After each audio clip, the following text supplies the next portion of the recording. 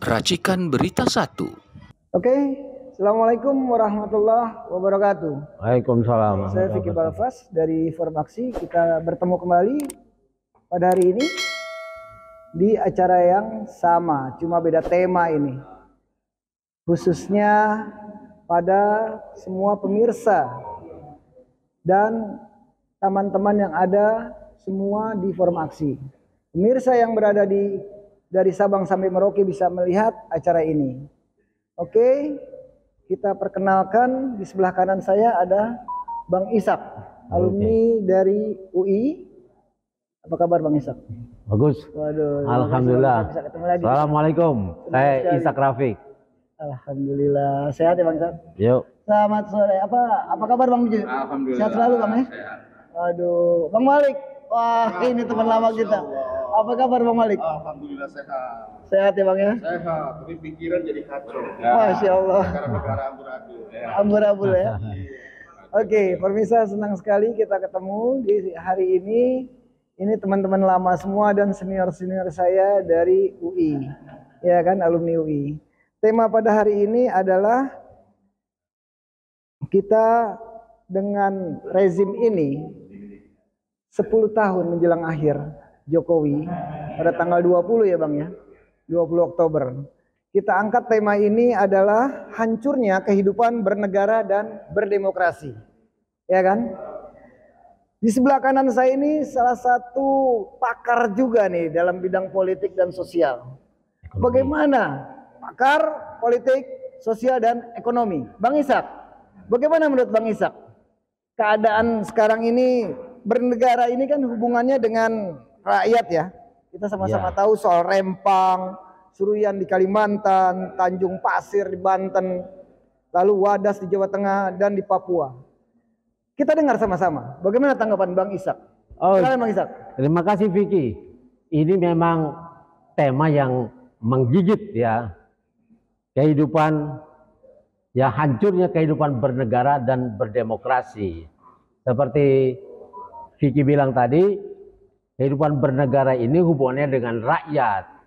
Rakyat yang kehidupannya menjadi tidak nyaman lagi. Betul. Di kampung-kampung mereka. Kalau kita bicara tentang Rempang misalnya, Tanjung Pasir, Seruyan, Papua, dan Wadas, Kendeng, ya, yang semuanya lewat pemerintah, ya, yang mewakili kepentingan pengusaha, tanah-tanah itu menjadi hilang diberikan kepada investor.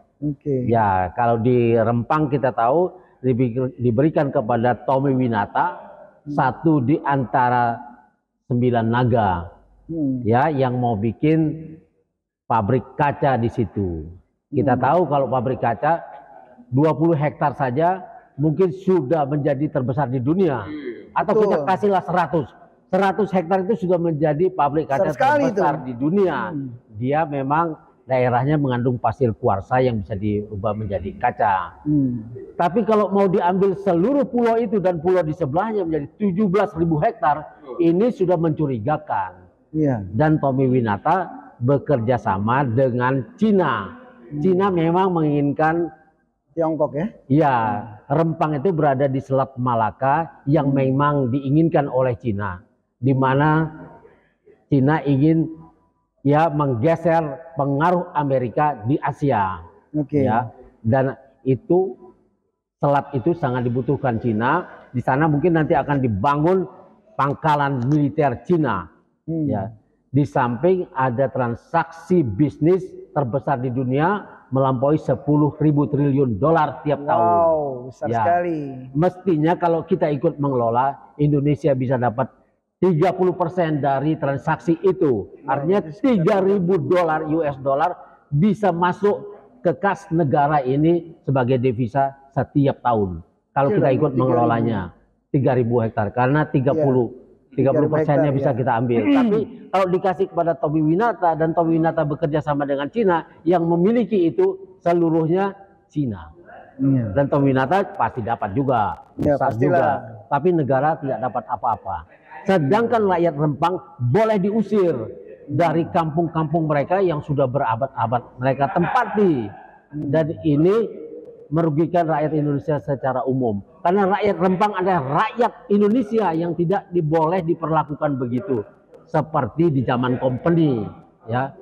Begitu juga dengan daerah lain seperti Tanjung Pasir, Banten, yang merupakan perluasan dari PIK 2 miliknya Aguan, konglomerat juga, ya, yang bagian dari Sembilan Naga itu. Dan ini juga penduduk setempat boleh diusir dengan harga berapapun yang diinginkan karena sudah mendapat stempel proyek strategis nasional ini. Nah, juga terjadi di Seruyan, Kalimantan, ya. Kemudian di Papua, di Wadas, di Kendeng dan lain sebagainya, semuanya berhadapan dengan pengusaha, dan pemerintah bersama DPR telah menelurkan undang-undang Omnibus Law Cipta Kerja yang melegalkan perampasan tanah-tanah rakyat. Dilegalkan semua itu.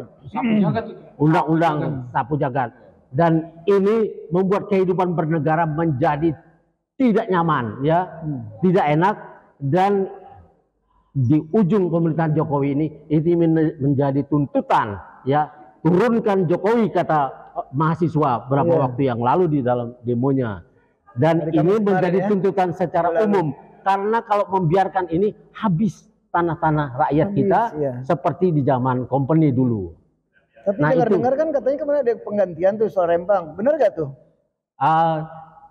Yang jelas yang menolak itu, ya, yang menolak dulu Bahlil menjanjikan dalam waktu 1 bulan Rempang akan kosong dan tidak ada ganti rugi karena itu proyek strategis nasional. Ini tidak boleh dilakukan terhadap rakyat sendiri. PSN menjadi alasan, ya. PSN menjadi alasan dan undang-undangnya sudah dibuat.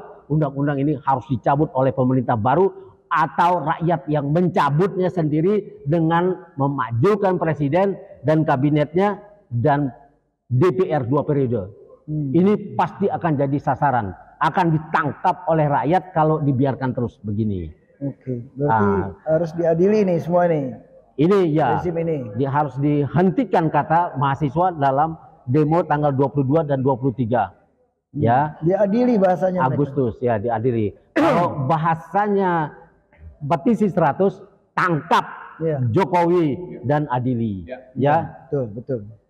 Kemudian Prodem dalam, ya, jaringan pro demokrasi, ya, angkatan 80-an juga menuntut hal yang sama, bahkan membuat posko untuk pengaduan kejahatan kenegaraan ini, ya.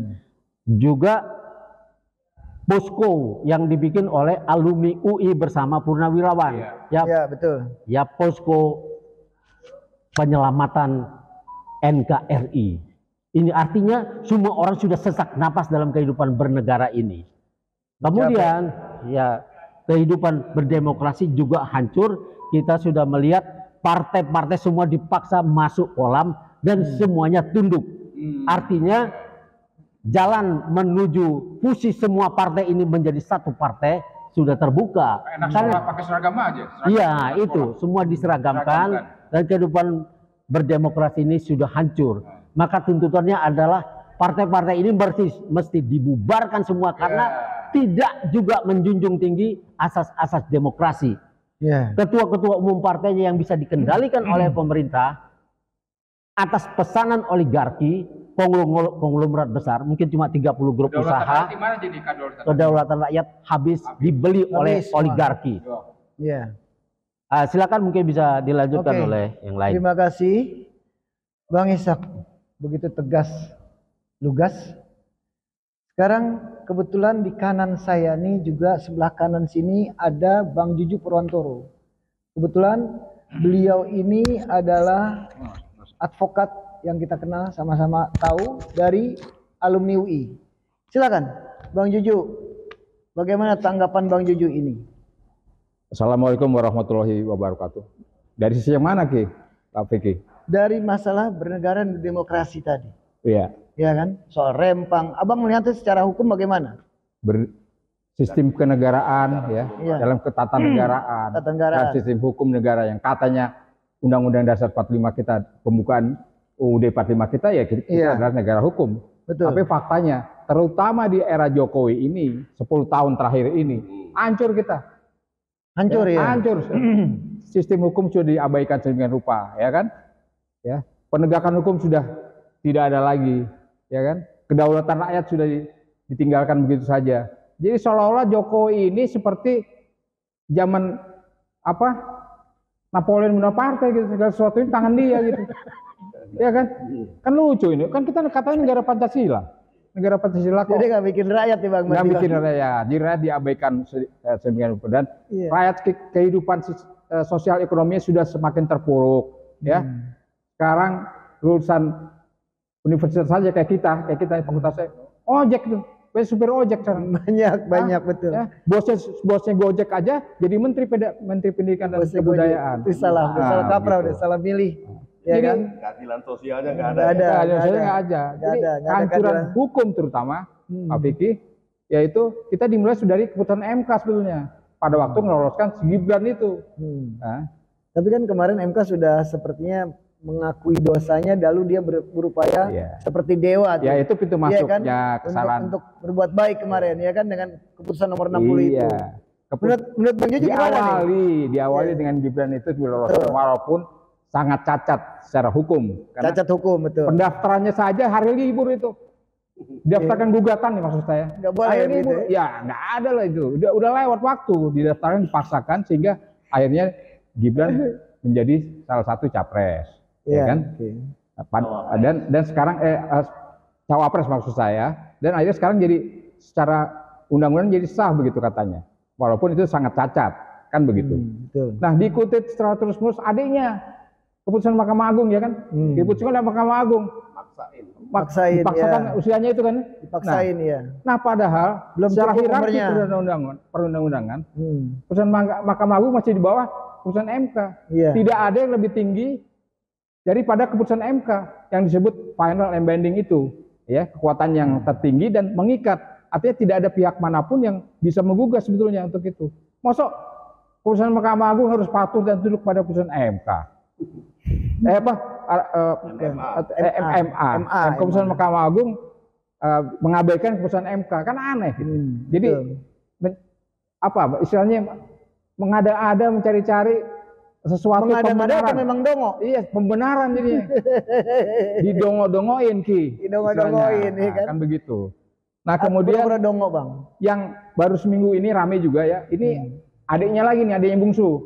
Namanya Kaisang, ya, sama istrinya. Walaupun pengantin baru, oke lah pengantin baru. Kita juga ngerasain ya, pernah ngerasain kan pengantin baru ya. Boleh berjalan-jalan kemana-mana ya. Silakan aja. Sepanjang itu memang naik jet, halal, sewa jet, duit sendiri.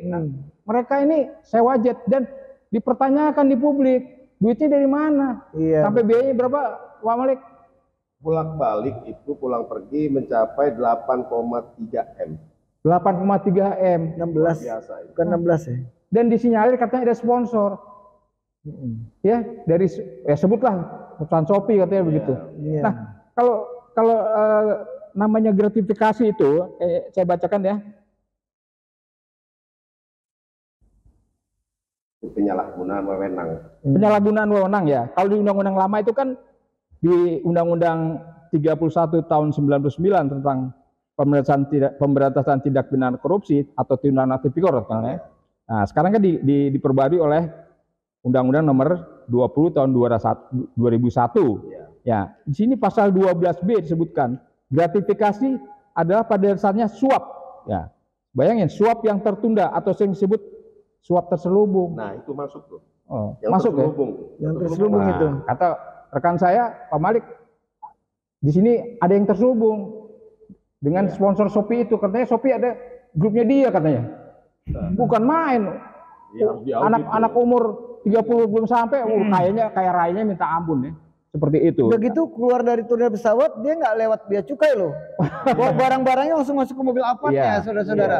Itu kan mau jadi polemik katanya kalau sebelumnya sudah diperiksa sama bea cukai. Tapi faktanya nggak perlu, karena mungkin anak presiden. Video beredar itu. Tapi nggak seperti itu harusnya, ya Bang ya. Iya. Siapapun dia, mau anak tukang sampah, ya penarik beca, ayahnya atau presiden sama. Ya kan? Itu ajasnya equality before the law. Bea cukai, ya kan? Ya.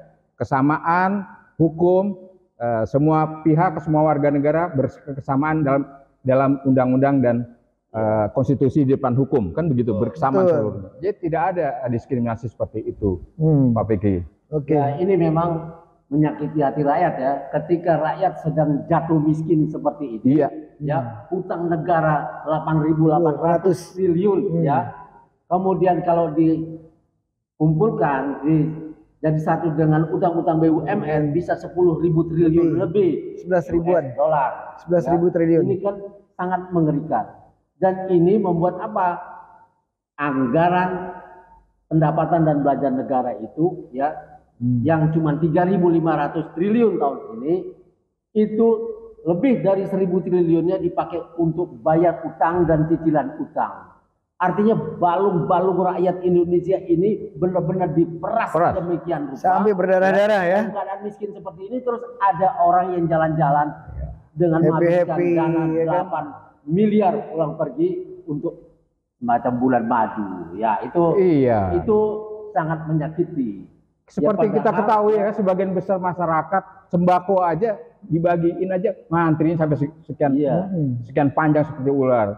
Sementara dia berjalan-jalan dengan menghabiskan uang sekian. Oleh sebab itu disinyalir mungkin KPK juga akan memeriksa ini. Iya. Ya. Dan dampak yang paling langsung kepada rakyat adalah akan naiknya BBM, ya, dicabutnya subsidi pupuk, subsidi bibit, ya, subsidi listrik itu akan dicabut semua untuk orang-orang macam gini yang bermain-main dengan uang. BBM udah naik, tambah naik lagi nggak ngomong-ngomong kemarin. Ya BBM udah naik kemarin. Naik BBM pertama, ya kan? Orang bilang, Sri Mulyani bilang tidak akan ada dampaknya. Padahal Sri Mulyani bilang juga ya sebelum dia peralat, dia bilang bahwa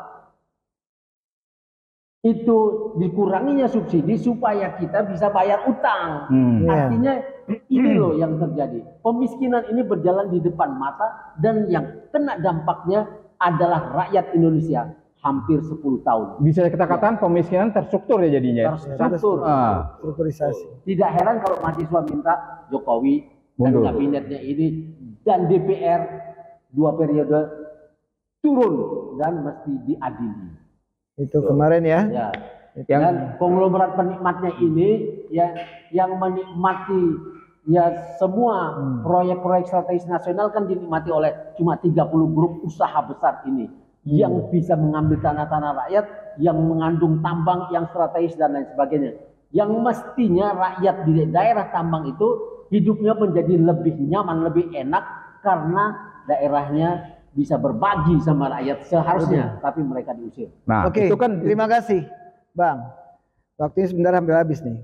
Bang Malik, sekarang tanggapannya bagaimana nih? Sudut pandangnya. Oke, baik, terima kasih. Kalau bicara tema tadi adalah bahwa negara ini sedang sakit, tidak memiliki ketatanegaraan yang baik dan benar, ini bisa kita lihat fakta-fakta. Pertama, ya, kalau bicara ketatanegaraan itu adalah bicara harmonisasi. Artinya antara produk undang-undang yang dibuat dan kita sebagai barang atau objek yang menikmati undang-undang itu mestinya kita merasakan dampak undang-undang yang diturunkan itu kita merasa nyaman. Misalnya apa? Soal pangan. Kita lihat zaman-zaman sebelumnya daya beli masyarakat begitu luar biasa, cukup. Apa yang dia inginkan cukup, karena duitnya ada, karena mudah mencari uang. Oke. Terus kemudian sektor properti, zaman-zaman sebelumnya masyarakat masih bisa jangkau beli properti dengan baik. Tapi begitu di tangan Jokowi dari periode pertama, saya ingat betul, properti langsung down, jatuh, hancur. Kenapa hancur? Karena semua orang tidak punya uang untuk beli rumah. Walaupun rumah sederhana. Walaupun rumah sederhana. Apalagi sekarang ada program rumah sederhana yang setelah pensiun, setelah dikumpul uangnya cuma berapa juta mana? Nggak ada yang buat dibeli, buat beli.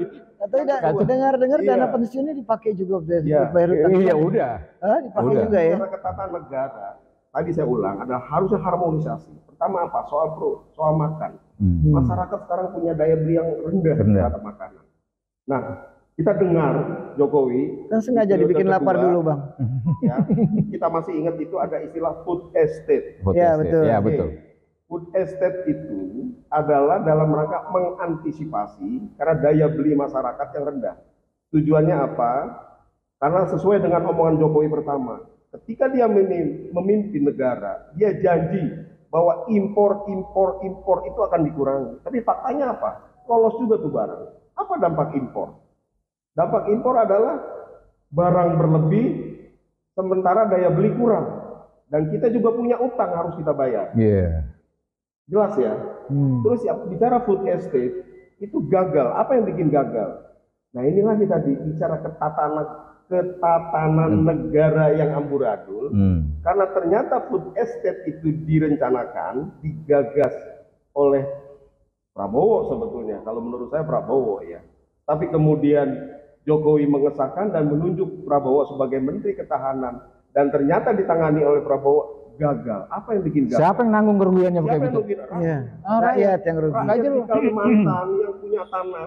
Iya. Gara-gara food estate. Gara-gara food estate. Jadi banjir sekarang. Banjir. Iya kan? Tanah tidak berdaya. Jadi Hutan tidak ada hancur berdaya. berhektar-hektar.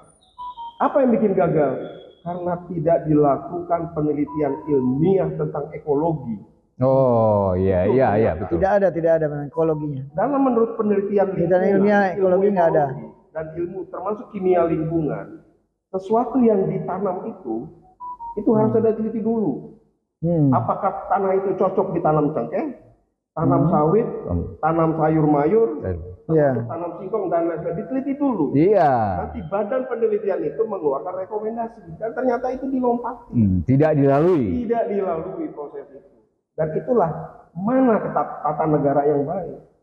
Berarti tema kita ini tepat bahwa Presiden Jokowi sudah melakukan kerusakan ketatanegaraan termasuk berdemokrasi.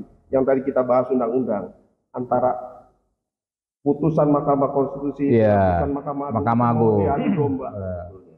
Keputusan MA bisa mengalahkan MK. Kan? Disitulah Presiden Jokowi adalah bukan seorang presiden yang mampu melakukan tata negara yang baik, dan melaksanakan demokrasi demokrasi yang baik sesuai amanat undang-undang, khususnya Undang-Undang Dasar 1945, bahwa dia berkewajiban mengelola negara secara baik, termasuk membangun peradaban yang baik, termasuk juga bagaimana mempertahankan daya beli masyarakat yang selalu dan terus-menerus meninggi sehingga kemakmuran akan tercapai. Di tangan Jokowi, bahkan di tangan Prabowo, saya makin tidak yakin Prabowo akan bisa melakukan itu. Kenapa? Karena utang yang harus ditanggung oleh Prabowo yang dilakukan oleh Jokowi itu berat, Pak. Berat sekali untuk membayar. Belum lagi Prabowo pasti akan melakukan tambahan utang luar negeri. Sekarang aja utang luar negeri sudah mencapai 8.300 sekian triliun. Belum termasuk utang swasta. Meskipun katanya masih di ambang batas. Tapi lihat siapa yang menanggung? Anak-anak belum termasuk utang swasta. Tinggal dibagi. Belum termasuk. Jumlah angka itu dibagi dengan jumlah penduduk Indonesia akan ketahuan. Seorang anak bayi yang baru lahir itu udah menanggung utang. Kita sudah hitung itu seorang pemimpin negara harus berpikir seperti itu. Jadi sekarang itu Bang Malik, saya tambahkan sedikit. Apakah benar sekarang ini setiap bayi yang baru lahir, pemirsa, itu sudah mempunyai hutang 37 juta. Begitu lahir dari rahim ibunya, dia membawa hutang 37, menanggung bukan membawa, menanggung hutang 37 juta. Itu yang dibantah oleh Tribriyadi Indrawati. Dia bilang, saya tidak merasa menanggung utang, membayar utang negara itu. Padahal utang negara itu dibayar dengan apa? Dengan cara mencabut subsidi ini. Kemudian menaikkan listrik, menaikkan BBM. Ini cara rakyat menanggung utang itu karena pemerintah membebankannya kepada rakyat yang sudah susah itu. Sementara yang konglomerat ini dikasih tax amnesty, kebebasan dari di IKN berapa? 170 tahun. 190 tahun. 190 tahun. 190 tahun. Pembebasan pajak. Yang seperti ini diterima oleh orang-orang yang sudah berduit, sedangkan yang tidak berduit, yang sudah jatuh miskin ini dibebani dengan pajak-pajak, kenaikan BBM, kenaikan listrik, pencabutan subsidi dan lain sebagainya. Itu sebabnya ya di daerah, di arena demokrasi Jokowi sampai disebut sekarang ya dikasih gelar Raja Jawa pembegal demokrasi. Wah, itu. Iya. Ya, itu sudah diberi gelar oleh kaum intelektual kampus ya, para pengamat, para demonstran, mahasiswa kemarin sudah begitu. Jadi waktunya belum nggak sampai 2 bulan lagi nih turunin kalau berarti. Harus Ya, diturunin. orang-orang tidak ingin, kalau ingin mengadili Jokowi dan kabinetnya ini dan konglomerat yang mendapat segala manfaat ini, Jokowi kata para kaum intelektual kampus ya harus dijatuhkan sebelum tanggal 30. Oleh karena itu barangkali di sini kita harus bersatu nih. Seluruh elemen masyarakat, mahasiswa, guru besar harus bersatu padu. Selamatkan negara Indonesia. Bagaimana bentuknya? Turunkan Jokowi. Tidak ada cara lain. Turunkan Jokowi, cuma itu. Setelah diturunkan, adili dia. Dan konstitusional itu. Dan konstitusional. Iya. Itu nggak radikal. Menjahat Dan konstitusi. itu ada hukumnya. Iya. Karena seseorang yang tidak bisa mimpin dan kepemimpinannya merugikan rakyat, itu wajib dihukum. Karena dia dilantik, disumpah kepada Allah Subhanahu wa Ta'ala, di atasnya Quran, berjanji untuk bisa mampu membangun negara Indonesia secara harmoni, menjalankan Undang-Undang Dasar 45 dan Pancasila.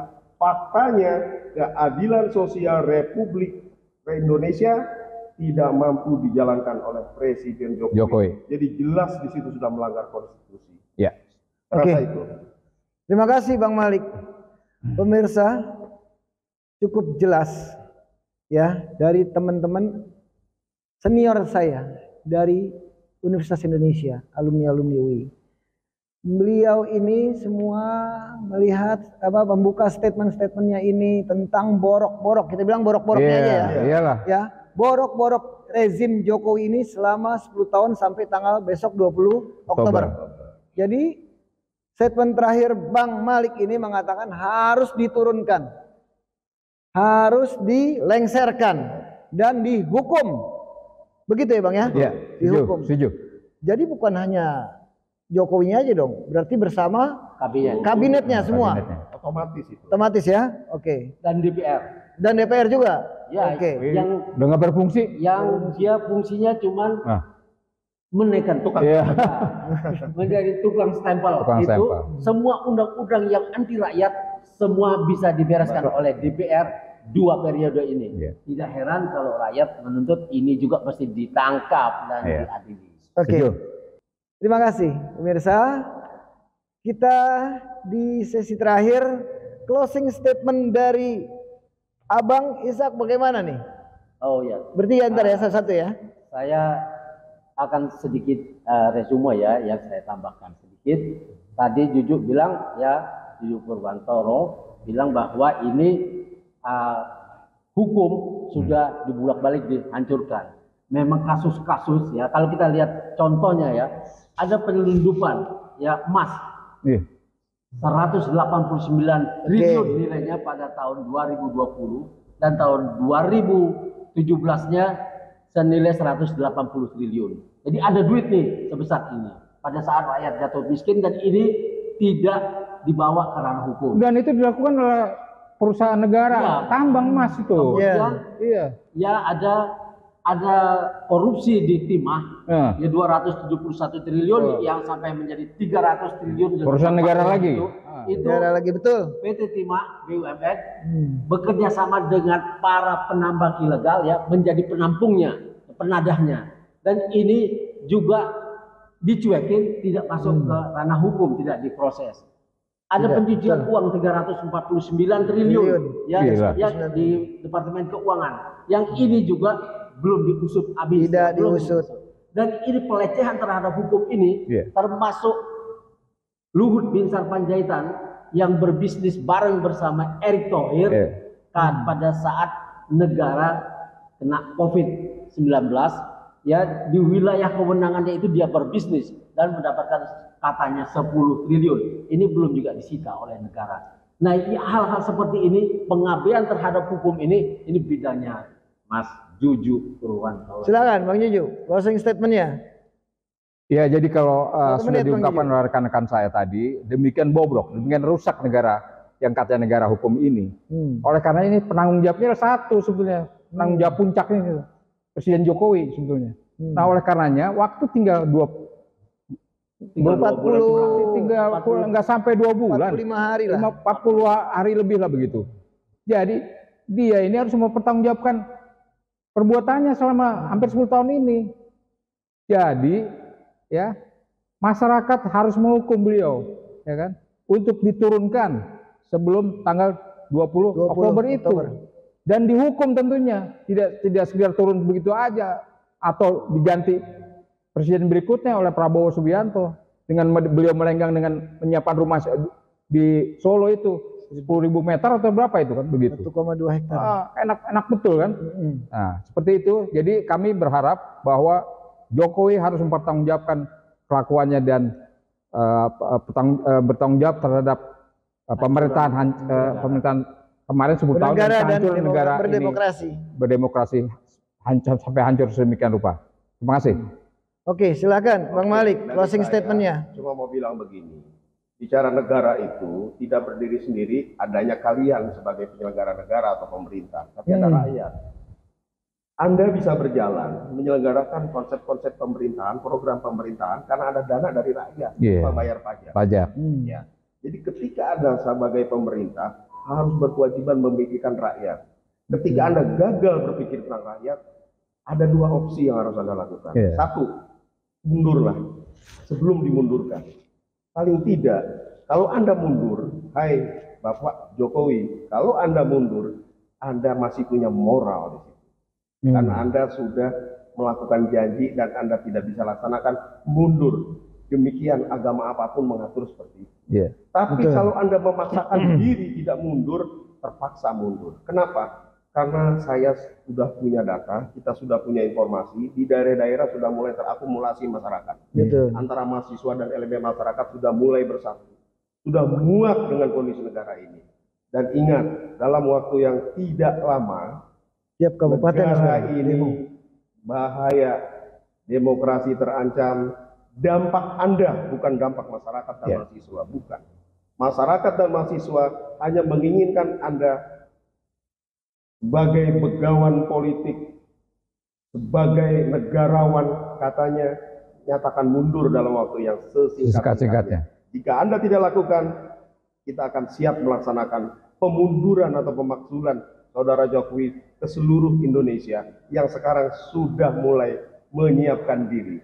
Demikian closing statement saya. Oke, terima kasih. Bagus sekali nih closing statementnya. Jadi dipaksa untuk mundur sebelum tanggal 20. Oke, terima kasih. Forum aksi di sini bersama rekan-rekan kita alumni dari Universitas Indonesia. Closing statementnya adalah mundurkan Jokowi sebelum tanggal 20 Oktober. Oke, saya Vicky Balfas. Sampai jumpa lagi. Wassalamualaikum warahmatullahi wabarakatuh. Terima kasih Bang. Waalaikumsalam warahmatullahi wabarakatuh. Terima kasih Bang Juju. Terima kasih Bang Malik. Terima kasih.